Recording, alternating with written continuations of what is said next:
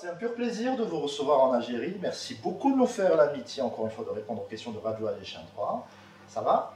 Nickel. Merci beaucoup pour cette interview. C'était des questions très pertinentes. À bientôt.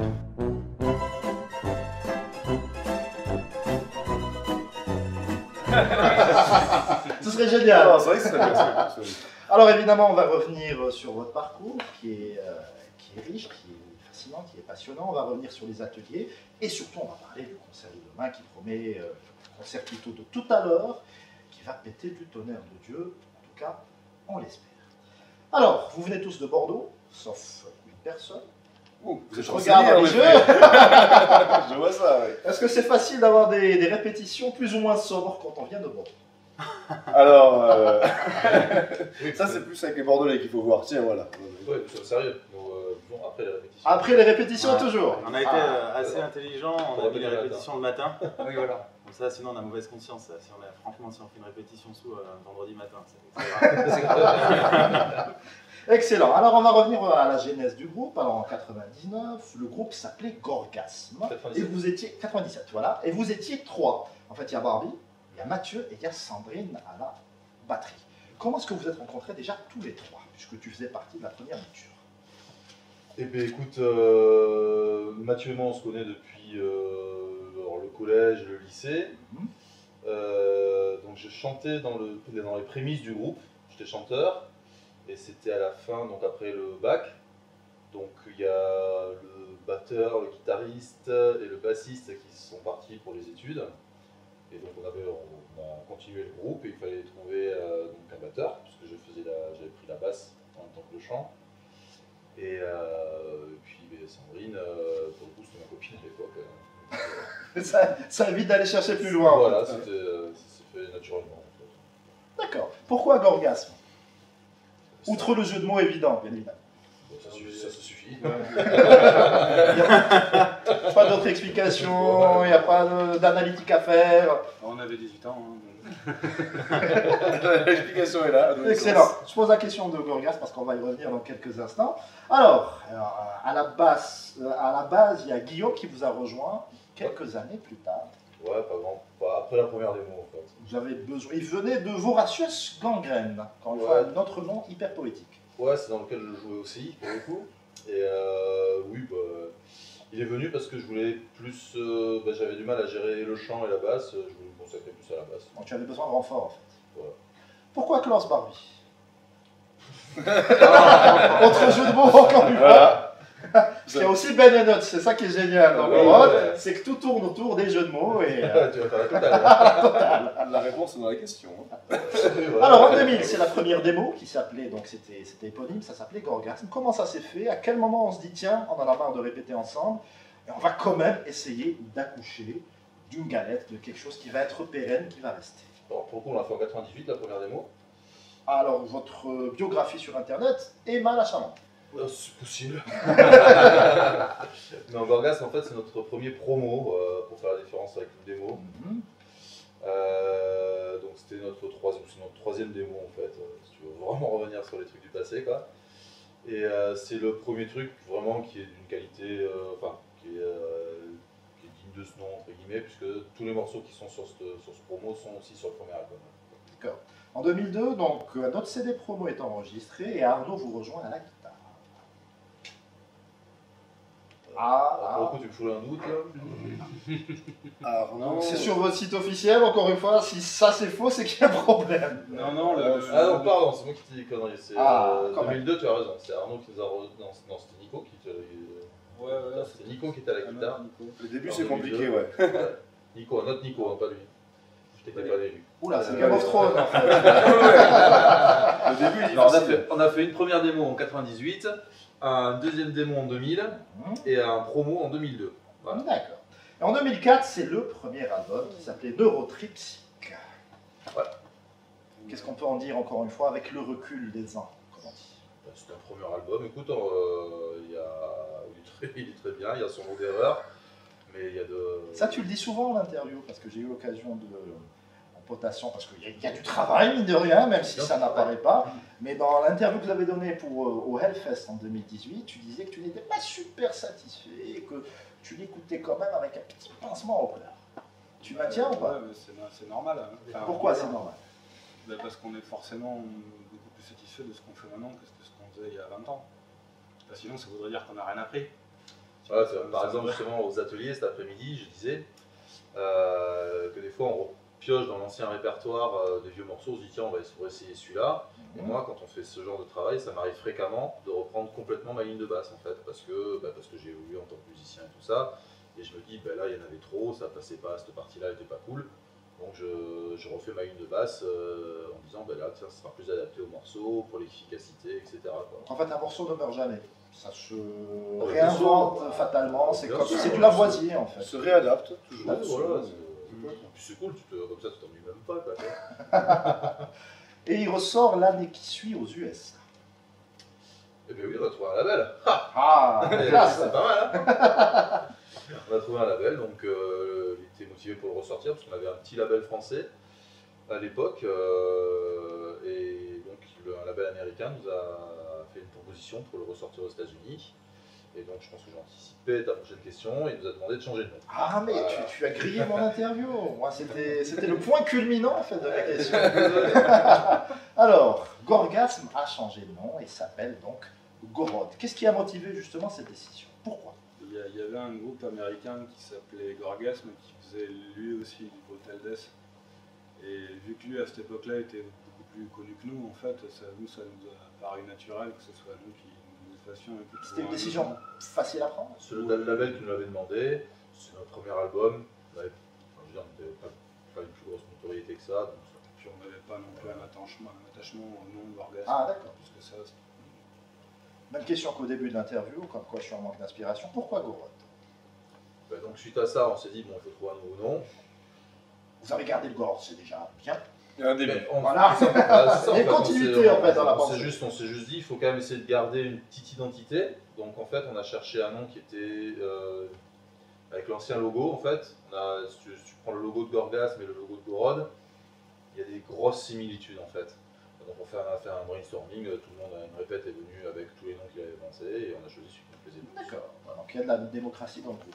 C'est Évidemment. Participatif. Évidemment. Excellent. Ah, il y en a un qui n'est pas super convaincu, mais en 2006, Living Vision. Deuxième album et le premier sous l'étiquette de Gorod. Est-ce que quelqu'un peut nous raconter encore une fois la genèse de cet album? c'est le deuxième album. Qu'est-ce qu'il y a de trop à dire dessus? Il est arrivé rapidement après le premier Ouais. parce que le premier en fait il a mis du temps à sortir. Le temps qu'il sorte, on avait quand même Cogité sur le continué à suivant. composer. Et donc il est sorti donc en 2004 le premier, il est sorti en 2005 sur le label américain. Donc il y avait déjà un an dans lequel on jouait pas trop à l'époque, donc on avait quand même continué à composer. Donc ça arrivait assez rapidement quoi. Je pose même question pour Process of You Decline. Pareil, il est venu hyper rapidement et vous avez tourné énormément avec aux USA et en France notamment. Ah, t'as oublié un gros détail, Ah, dis-moi. on a changé de batteur. Je pense que toute l'interview est remise en cause. Et on pense. Eh oui. Non, surtout qu'à la fin, il y a un changement de line-up de malade, donc j'ai tout mis sous le même paragraphe. Comment justement, parce que votre line-up est très instable, même si depuis quelques années, encore une fois, c'est pratiquement les mêmes personnes, comment est-ce que l'immixtion de quelqu'un d'exogène au groupe, comment est-ce qu'on l'intègre, comment est-ce qu'il fait partie de l'état d'esprit, parce que c'est un état d'esprit aussi, Gorod, il ne faut pas l'oublier. Alors là ta question c'est super compliqué. Il fallait bien qu'il y ait une petite question intello au milieu. Et... C'est net, il va répondre. Quand tu ramènes un nouveau musicien, encore une fois, comment est-ce que tu l'intègres au groupe facilement? Comment est-ce qu'il s'adapte à l'état d'esprit? Ça a dû s'adapter déjà. On va pas lui faciliter la vie. Non, pas plus que ça. Alors, Non, mais ça se fait naturellement. De toute façon, je crois que quand on propose à quelqu'un, c'est qu'on a forcément Du feeling. l'intuition que ça peut bien se passer. Donc la plupart du temps, il n'y a pas besoin de faire des gros efforts pour l'intégrer. À chaque fois, ça s'est passé naturellement, ça s'est passé dans le cadre. Les intégrations, oui. Mhm. Ouais. Oui, tout le monde n'est pas satisfait encore une fois. Heureusement qu'il y a la caméra parce qu'il y a des mimiques faciales qui n'apparaissent pas en radio et tant mieux. En 2013, gros changement de line-up, mais là, grosso modo, vous êtes plus ou moins stable puisque nous avons Julien au chant, Mathieu à la gratte, Nicolas à la deuxième gratte, Barbie à la basse et Carole à la batterie. Là, vous êtes stable, c'est la configuration actuelle de Gorod. Ouais. Et là, je pense qu'on en est parti, on est parti jusqu'au bout là, avec cette config-là. D'accord, alors tiens, on a la chance d'avoir les nouveaux membres, enfin nouveaux membres entre guillemets, pareil. Comment est-ce que vous avez entendu parler de Gorod et comment est-ce que vous avez eu envie de joindre encore une fois cette aventure? Qui s'y colle? Bon, enfin, dans l'ordre chronologique, du coup, hein, si vous voulez. En fait, Ouais. en gros, Nicolas et moi, c'est à peu près au même moment, c'est la même année que ça s'est fait, c'est en 2010. Moi, un petit peu avant. Parce que déjà, en fait, moi, je les connaissais déjà avant, parce que j'ai beau être toulousain et venir d'une autre planète, peut-être rival de Bordeaux. Hein. Vous êtes Il y a vraiment- voisins, hein, c'est pas super Oui. loin non plus, Et donc, c'est normal, en tant qu'on est des deux grandes villes de la même grande région Voilà. du sud-ouest de la France, donc c'est normal qu'on se parie. Ça fait partie des... Donc en des fait, tu as grandes- trahi ton camp en fait. Tu es parti chez. Complètement. Donc, pour D'accord. un toulousain, je suis qui a rejoint le C'est le snobisme Marseillais qui bordelais. supporte le PSG. D'accord. Voilà, c'est ça. Et eux, ils ont retrouvé un va-nu-pied toulousain. C'est un petit peu ça. Va-nu-pied. Ouais. Intégré dans leur rang. Mais en fait, ça se faisait parce qu'on se connaissait déjà, d'autres groupes, on avait déjà joué ensemble, et puis même avec un de mes anciens groupes, j'avais enregistré chez eux. Parce que Mathieu a un studio d'enregistrement, et même Barbie, il travaillait dedans à l'époque. Donc en fait, eux deux ensemble ont enregistré un de nos premiers groupes qui s'appelait Zubrovska en 2003. Donc en fait, c'est à partir de là qu'on a fait connaissance. Vous voyez, je suis rentré en 2010, donc ça fait quelques années déjà qu'on s'était côtoyés, on avait croisé les scènes. Et au bout d'un moment, en 2010, en fait, Guillaume, qui était le premier chanteur, enfin, en tout cas depuis quasiment le début, a eu son travail qui lui prenait trop de temps, parce que souvent c'est les raisons professionnelles et familiales qui font que ça devient compliqué de suivre un groupe qui tourne, et donc a laissé sa place. Et vu qu'on se connaissait et que je l'avais déjà remplacé une fois, il m'avait déjà dit, bon, ben, est-ce que tu peux me remplacer sur une date qu'il ne pouvait pas honorer, notamment pour des raisons professionnelles. Et bien là, au jour où donc, il est définitivement parti, mais on m'a proposé de dépanner pour une tournée. Au départ, c'était une tournée avec Catal Décapitation, donc pendant 15 jours en 2010, hein, c'était à l'époque où Catal Décapitation, donc ils n'étaient pas encore souvent venus en Europe, donc maintenant ça, ils ont reproduit la chose. Et donc on a fait cette première tournée qui s'est plutôt bien passée, et puis à partir de là, ils m'ont proposé de rester en permanent. Et donc ça, c'était l'été, et arrivé donc la saison, l'automne ensuite, et là, il y avait un autre guitariste qui faisait la session pour celle-ci, il n'y avait pas de membre permanent. Et c'est là donc que Nico a fait partie donc, de ceux qui ont postulé. Nico donc.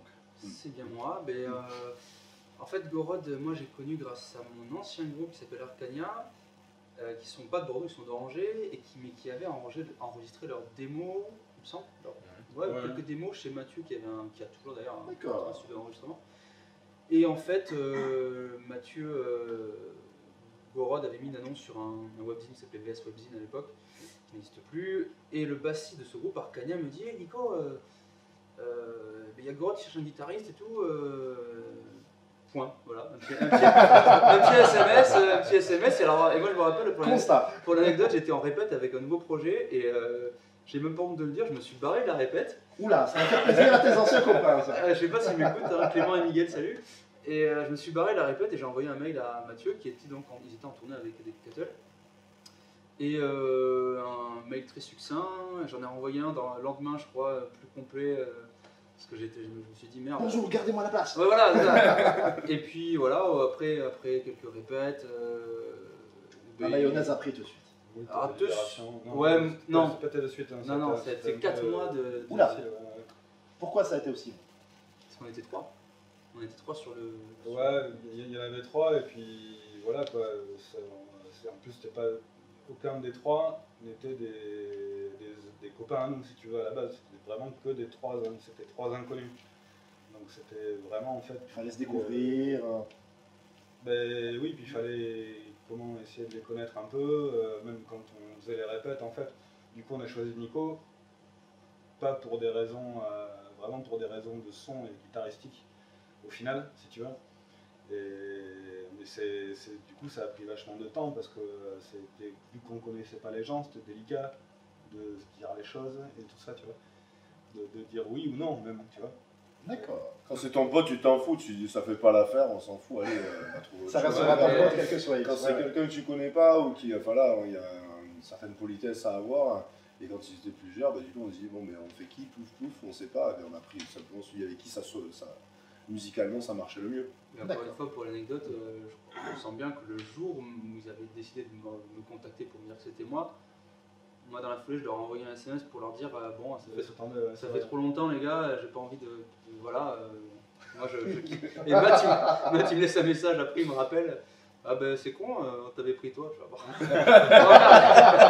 Je sais pas. Alors, les gars, je quitte le groupe alors qu'il est pas encore dedans. Viens. Il était déjà parti une première fois. J'aurais dû leur dire non, c'est moi qui pars.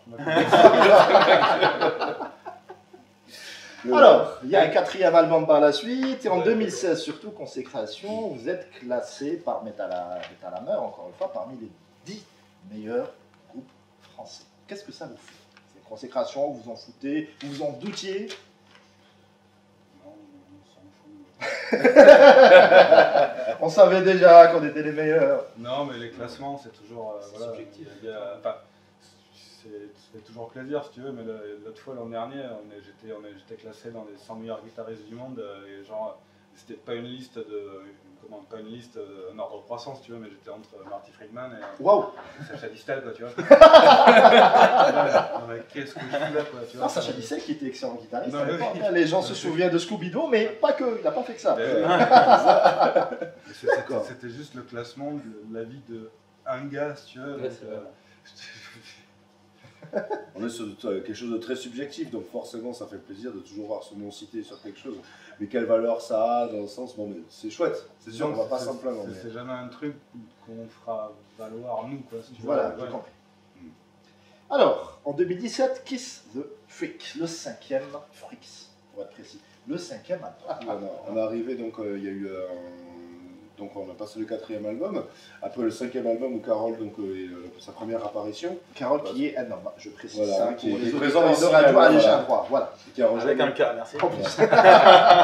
qui a rejoint les gens officieusement fin 2013 et début 2014, ça c'est Ouais, c'est Bataclan. ça a été son premier concert, on a joué au Bataclan d'ailleurs. Ouais, j'ai fait ma première date au Bataclan, c'était flippant.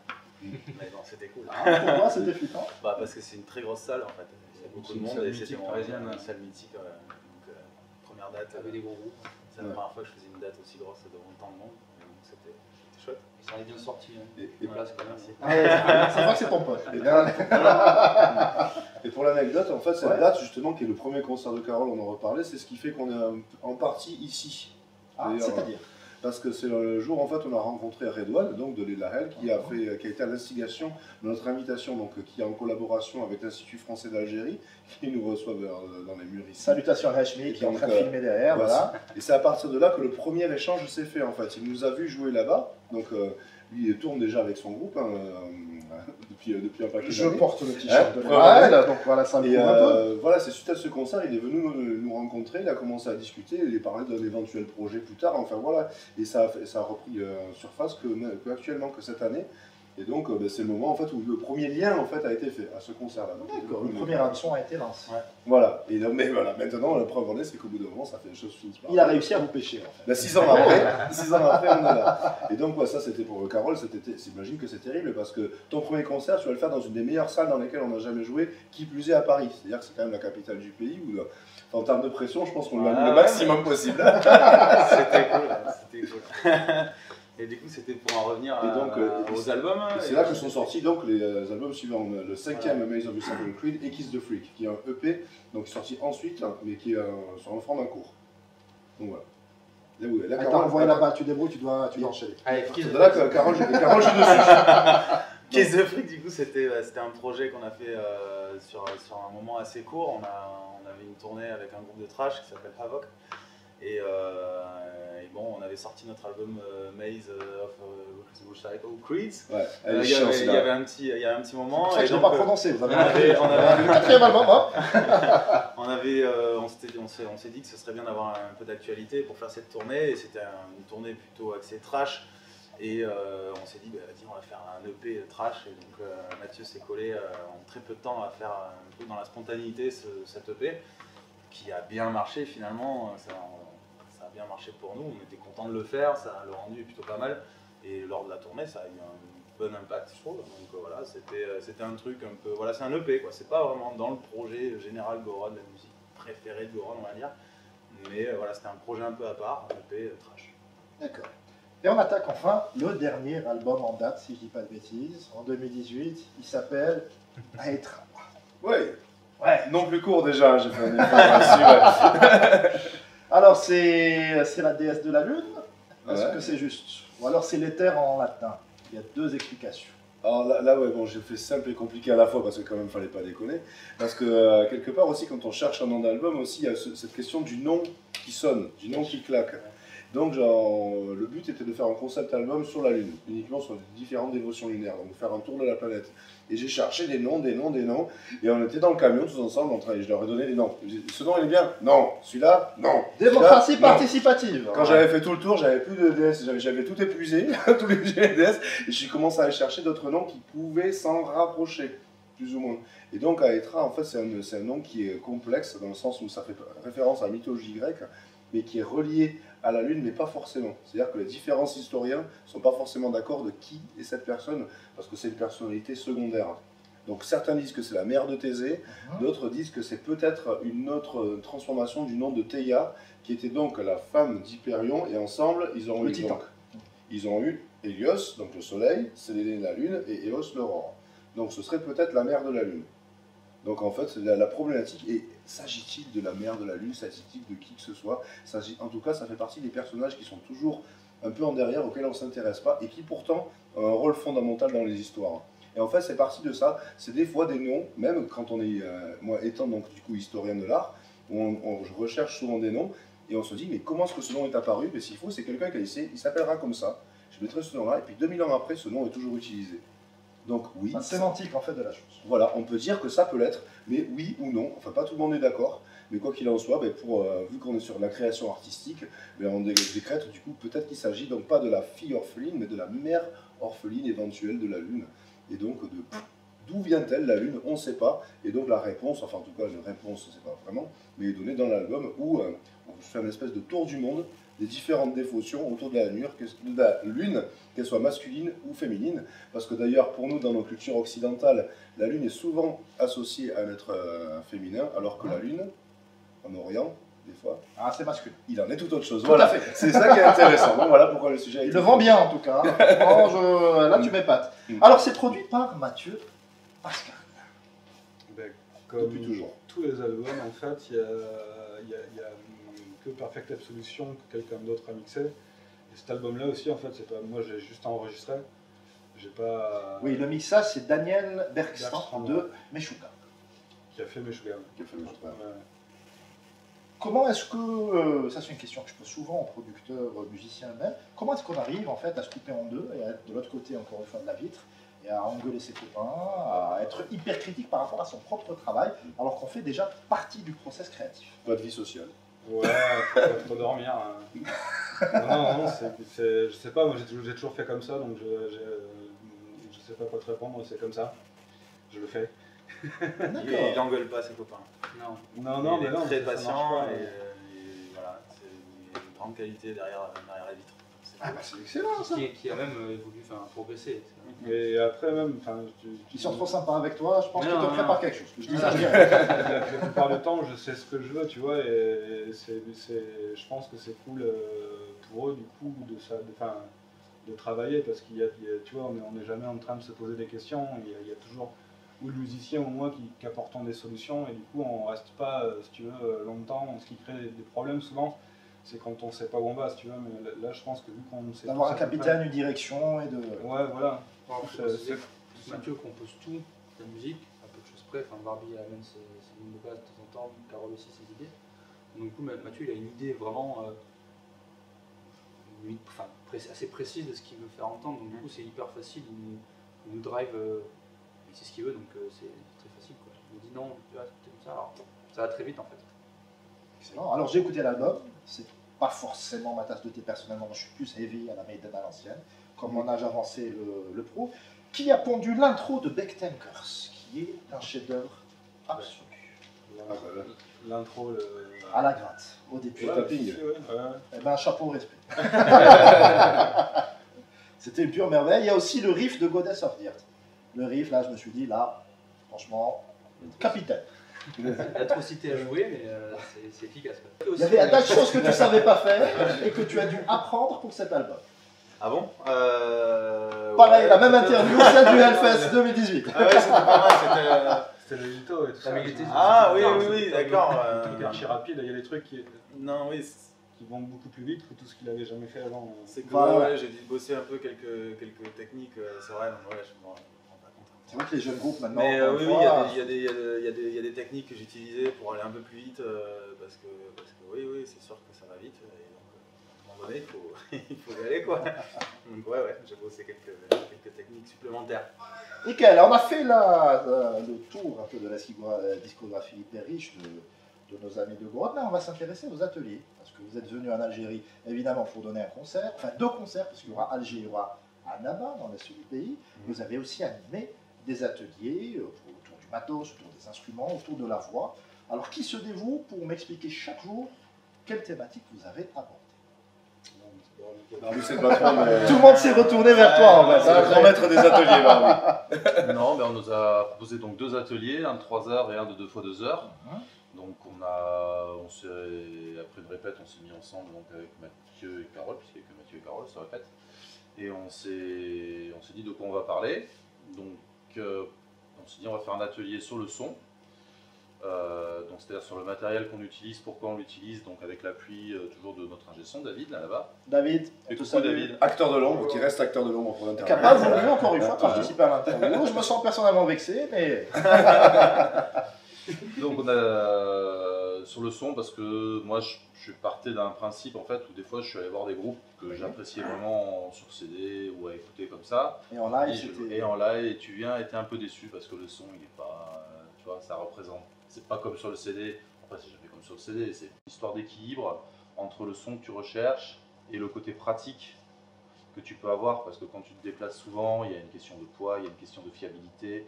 On m'a parlé d'un matos à 150 kg par tête de pipe, par Ça exemple. c'était moi ça. Wow. Oui, parce que pour prendre mon exemple précis, alors à la basse, j'étais super fan je suis toujours d'ailleurs super fan par exemple des têtes à lampe en PEG, toutes lampes, la tête pèse 45-50 kg, j'avais un autre baff qui pesait 45 et un autre qui pesait 65.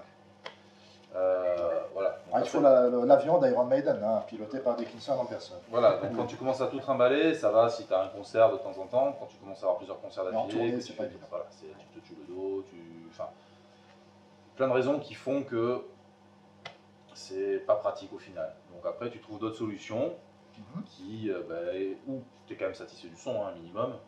Et là, tu prends en compte ton goût personnel, le côté très pratique, transportable, efficace, solide, fiable une fois de plus, puisqu'on en parlait des amplis à lampe. Le problème des amplis à lampe, c'est qu'une fois qu'ils ont chauffé, pour les manipuler, c'est un peu casse-couille, c'est fragile, les lampes, il faut les changer, etc. Et qui plaît aussi donc à l'ingé son. Parce que lui, c'est lui qui fait ton son en façade, c'est lui qui est responsable tous les soirs. Donc le fait d'avoir une configuration où tu es sûr d'avoir le même son tous les soirs, c'est un gage de qualité pour le public aussi, en fait, parce que tu sais quand... Il est sûr d'écouter Goro dans les conditions optimales. Voilà, et en 15 minutes, tu es sûr que tu es installé sur scène. T'as pas, 15 minutes. voire moins quand tu es vraiment en speed dans un festival ou des trucs comme ça. On est encore loin, Zélie. Hein. Mais après, les tournées qu'on fait, c'est Oui, c'est ça, c'est 10 minutes. 10 minutes. 10 minutes entre le moment où le groupe d'avant termine et le moment où toi tu En commences. gros, il y a un quart d'heure entre les deux groupes, 5 minutes pour que le groupe qui vient de jouer débarrasse, et toi, tu as 10 minutes pour t'installer. Si tu as de bons professionnels au niveau de la salle. Non, mais Non, c'est c'est toi qui les, fais, hein. c'est T'as les pas mecs de la professionnel tournée en dans ça. général. Ouais, Au oui, bout j'ai de- une équipe, au bout de voilà, quelques dates, le groupe d'avant et le groupe d'après sont tous là. Pour, Comme la Formule 1, tu vois. Voilà, Ouais, les stands de la c'est ça. Formule 1. Tout le monde s'y met, on sait ce qu'il faut faire, on sait où il faut placer les cymbales, quel ampli va où, et ça prend vraiment pas longtemps. ça va très vite. Ah, j'aurais dû assister aux ateliers. Ah, merde. Parce que nous, le minimum, c'est 2 heures pour s'installer. Tu vois, c'est qu'il y a un problème quelque part. Alors, oui. On aurait voulu faire une démo de ça, de montage et démontage de scène. Ouais. Mais en fait, du coup, là, comme on est dans la configuration on était hier, c'était pas vraiment la configuration on est, il n'y avait pas tous les micros de branchés, donc on s'est dit que ça sert à rien de faire une demi-démonstration, sachant qu'on va voir 3 fois rien arrangé par rapport à ce qu'on a arrangé d'habitude. D'accord. Vous avez aussi abordé la question des instruments en eux-mêmes. Ça, c'était aujourd'hui, du coup. Ouais. Bah, on a plutôt séparé l'atelier d'aujourd'hui, qui était déjà séparé en 2 parties, 2 fois 2 heures. On a pris du coup la première partie pour parler un petit peu d'échauffement, de comment. Après, c'était plutôt personnel par rapport à comment on a travaillé nos instruments, tout ça. Et donc, on a parlé d'échauffement, on a parlé ensuite pas mal de batterie, on a parlé un peu de chant. Et ensuite, cet après-midi, c'était plutôt consacré aux cordes. Et à chaque fois, on a eu un public qui qui était plutôt réceptif et qui répondait beaucoup, qui était Alors il y avait des prix participatif. justement, fais-moi rêver, avec des métalleux, ou alors ça s'ouvrait un peu à tous les styles musicaux.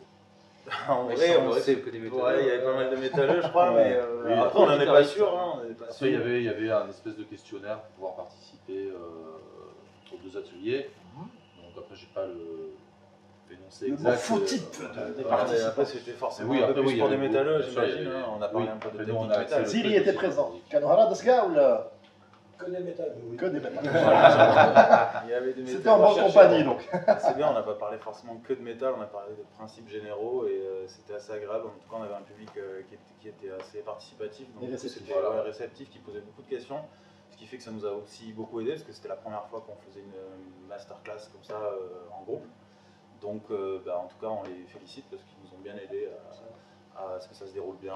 Ils ont répondu, ils ont posé des questions, donc ça a été un échange. C'était bien. Et tout ça ne serait rien, bien évidemment, sans la voix. Ouf, la voix. Moi, je t'ai fait un lancement de malade. Oh, C'est très surfait. On a fait un petit atelier voix aussi. Ouais. Voilà, oui, c'est sûr, on en a parlé parce que voilà, la voix, donc c'est la dernière chose qui intervient, enfin, en tout cas qui vient se placer une fois que la musique est faite. Parce que les ateliers aussi consistaient à parler pas mal de composition. Donc comment est-ce qu'on compose, comment déjà quels exercices on peut travailler, comment est-ce que les idées viennent. Et ce qui est venu, en fait, c'est en premier, bon, on a expliqué que Mathieu, qui est toujours le compositeur, démarre d'une idée qu'il va trouver tout seul avec une batterie programmée. Ensuite, il compose le morceau, tout le monde l'apprend. Et puis à la fin, une fois que la musique est plus ou moins terminée, la voix intervient. Donc en fait, en termes de composition, dans ce style de musique, on a le cheminement complètement inverse du principe de la chanson. C'est pour ça qu'on dit qu'on fait plus de la musique, on ne fait pas de la chanson. On ne va pas partir d'un texte avec la musique qui va Pour être essayer de autour, l'enrober, pour mais essayer la voix en fait vient intervenir en dernier. Après, ce qu'il y a, c'est sûr, c'est que souvent, comme on le dit, sous les concerts, des fois les gens, qu'est-ce qu'ils veulent entendre? Ils veulent entendre de la batterie qui fait boum boum et un chanteur qui crie, quoi. Des fois, on s'en fout des subtilités, alors que souvent, enfin en tout cas dans le processus de création, la voix c'est ce qui arrive en dernier et qui va faire le lien en fait entre la musique et quelque chose un petit peu de plus humain, dans le sens voilà, où c'est la voix, forcément, ça touchera plus, Un peu plus entre directement. l'humain et l'instrument en fait. Mais ce cas, c'est voilà, on est dans un style où la façon dont elle est utilisée quand même est très rythmique, donc au final proche d'un instrument rythmique comme la batterie. Hein. Ça s'entretient Je aussi, travaille il y a beaucoup des avec la batterie. techniques, il y a des machins. Et Donc, une petite part mélodique, mais qui est minime quand même, parce que surtout avec ce groupe-là, Goroth, qui est quand même du death metal assez extrême, avec certaines petites envolées mélodiques, mais on est quand même toujours sur quelque chose d'assez atonal, de rythmique, un peu comme du hip-hop hardcore, quoi. On fait sur quelque chose, ce qu'on veut, c'est que ça tatane, quoi, et qu'au niveau de la rythmique, ça prenne notre ce rythme. soit complexe, quoi. Et après, de temps en temps, quelques envolées mélodiques, mais c'est voilà, c'est quelque chose qui vient jouer, mais en fait, c'est le dernier instrument qu'on rajoute et qui va donc faire le lien, en fait, entre tout simplement les instrumentismes et le public, et notamment sur scène. C'est à ce niveau-là que ça joue, parce que voilà, quand on joue sur scène, tout le monde quand même est assez concentré sur ses instruments. Moi, je suis le seul, en tout cas, qui est en contact vraiment direct avec l'auditoire. Donc, quand on dit ne serait rien sans la voix, oui, dans le sens où c'est moi qui vais faire le lien, en fait, entre les personnes qui sont venues assister, écouter, surtout de façon autant passive qu'active, mais qui sont présentes en vrai, pour qu'elles puissent rentrer dans la musique. Donc voilà, enfin, dans ce sens-là, oui, c'est sûr qu'on a ce rôle à jouer, mais c'est à ça qu'il faut qu'on pense quand on fait de la voix dans ce genre de musique, c'est qu'il faut qu'on serve la musique, et pas seulement se faire plaisir à juste à poser ce qu'on a envie de déballer. Parce que si on n'est pas libre de faire tout ce qu'on veut à la voix, parce qu'on est un instrument en plus, et chaque instrument doit constituer un groupe. Et ça, c'est une notion qu'on a justement parlé pendant les ateliers, c'est que quelqu'un qui a envie de se faire plaisir avec son propre gros son, ou son solo, ou son machin, de temps en temps, même tout le temps, doit mettre son ego de côté au profit de la musique en général, de la composition, parce qu'au final, ça doit faire un ensemble. Et donc, c'est pour ça que c'est un groupe et non pas un one-man band. Voilà, exactement. Et c'est un petit peu les problématiques qu'on a essayé d'exposer et justement d'échanger, parce que chacun peut avoir des visions différentes là-dessus. En tout cas, ça fait partie plus ou moins de la nôtre, enfin en tout cas de la mienne déjà. Revenons sur le concert donc, de cet après-midi. Ouais. Qu'est-ce que vous allez justement proposer au public algérien, au public affamé de métalleux, qui a un concert chaque Saint-Glinglin, encore une fois, fait avec les moyens du bord. Il faut savoir qu'en Algérie, je ne sais pas si Aladouane vous a briefé, mais on a une histoire très riche en matière de métal. Aladouane, ça fait 25 ans qu'il milite tout seul comme un grand pour faire connaître cette musique. C'est vraiment un combat, c'est du militantisme. Mm. Le métal, durant la guerre civile en Algérie, durant les 10 ans du terrorisme, c'était la seule musique, encore une fois, qui était présente de manière ininterrompue dans les salles de concert, parce que les autres, en fait, se dégonflaient, ils n'osaient pas monter sur scène parce qu'ils devenaient des cibles. Donc voilà, ça fait presque un quart de siècle que ça existe. Qu'est-ce que vous préparez, encore une fois, à ce public algérien en manque? Vraiment en manque. Ça, c'est de la pression que je te mets. Tu dois assurer le concert. Ah, mais ce qui est sûr, c'est que quoi qu'il arrive, on fera le maximum de ce qu'on peut, de tout ce qu'on a donné. Et qui plus est, c'est vrai qu'il y a une donnée particulière, c'est que c'est la première fois qu'on vient. Pour la totalité d'entre nous, c'est la première fois qu'on met les pieds sur 4 sur 5 sur le continent africain, parce que Barbie est déjà venu ici, parce qu'il joue là avec Nader Sadek, donc c'est le seul qui est déjà allé en Égypte. Mais pour nous, on est sur quelque chose de totalement nouveau. Donc la nouveauté, c'est forcément excitant.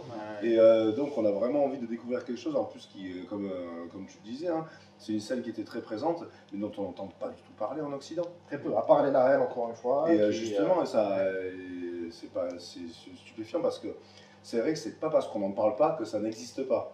Et c'est aussi quelque chose que justement j'essaie d'un petit peu soulever quand j'ai des discussions au machin. Je dis mais en fait du rock'n'roll, du métal, il y en a partout. C'est pas parce que c'est pas présent dans les médias ou que on essaie de nous faire taire qu'il n'y a pas des personnes qui sont là. Et justement de tous ces gens dans l'ombre qui sont tapis, justement on a vraiment hyper hâte de voir qu'est-ce que ça peut donner en vrai, en fait. De rentrer, parce que maintenant qu'on est dans le pays, on y est, on est là, on est présent.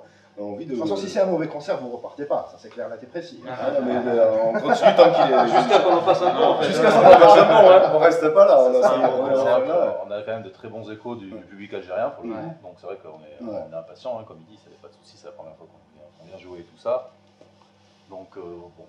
Ouais, ça fait 3 jours qu'on est bien, là, ça devrait être bien, on est super bien reçus, bien tout du le public, monde, où qu'on aille, que ce soit dans la rue, ou aux ateliers, ou partout, ou les gens qu'on voit, tout le monde est super sympa, donc on a l'impression que ça va bien se passer, et puis ouais, on va donner le maximum, et on va faire... On espère que vous allez gagner. Hein. Ça c'est de la belle démagogie, c'est du bon populisme. Tu devrais faire la politique. Celui qui ne s'intéresse pas au foot. Le mec il a bossé quoi. Qui se dévoue pour le mot de la fin. C'est la partie la plus ingrate de l'interview. Parce que c'est celle qui reste en C'est général. Mathieu alors. Ah ben non, non, non. Passe à l'autre. Allez. Merci de nous avoir accueillis en tout cas, parce que jusqu'à présent on a passé de très bons moments. Les gens on est accueillis comme des rois, les gens sont très très gentils, c'est un putain de plaisir. Et mention spéciale, ça c'est pour le gros bouffeur que je suis. Hier on a mangé la nourriture traditionnelle et c'était faux. Tout le monde peut le dire, c'est un 6 sur 5, c'est un 20 sur 5 là. Tout fini. On a tout fini, on a fait on n'a rien laissé. Donc, puis on espère vous voir très nombreux tout à l'heure du coup. On a hâte de vous rencontrer vraiment sur scène, de partager un putain de moment avec vous et les AL. Voilà, je sais pas ce que je peux dire de mieux. Bon, merci beaucoup. Merci à toi. Merci à toi. Merci à vous. Merci.